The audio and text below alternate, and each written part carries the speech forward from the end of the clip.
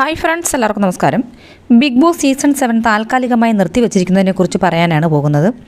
അച്ചടക്ക നിയമലംഘനവുമായി ബന്ധപ്പെട്ട കാരണങ്ങൾ കൊണ്ട് തന്നെയാണ് നിർത്തിവെച്ചിരിക്കുന്നത്.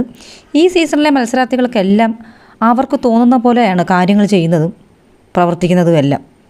ബിഗ് ബോസിൻ്റെ എല്ലാ സീസണുകളിലും പ്രശ്നങ്ങൾ ഒരുപാട് ഉണ്ടാകാറുണ്ടെങ്കിലും ഈ സീസണിലെ മത്സരാർത്ഥികളാണ് ഇത്രയും തന്നിഷ്ടത്തിന് പെരുമാറുന്നത്. ഒരു ബഹുമാനവുമില്ല. ബിഗ് ബോസിൻ്റെ നിയമങ്ങളൊന്നും തന്നെ അവർ പാലിക്കുന്നുമില്ല. അത്തരത്തിലുള്ള വ്യക്തികളാണ് ഈ സീസണിലെ മൊത്തം കണ്ടസ്റ്റൻസും. ഇതിനകത്തുണ്ടാകുന്ന പ്രശ്നങ്ങളെക്കാൾ കൂടുതൽ അവരുടെ ജീവിതത്തിൽ മുൻപുണ്ടായ പ്രശ്നങ്ങളെക്കുറിച്ച് ചർച്ച ചെയ്ത് അത് വെറും വഷളാക്കുന്ന കുറേ ആൾക്കാരാണ് ഈ ബിഗ് ബോസ് സീസണിലുള്ളത്.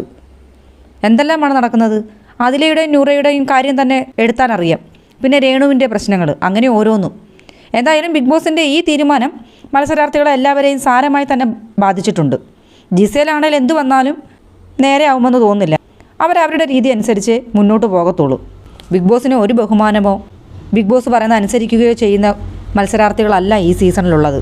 എന്താണ് നിങ്ങളുടെ അഭിപ്രായം? ഒന്ന് കമൻറ്റ് ചെയ്യുക.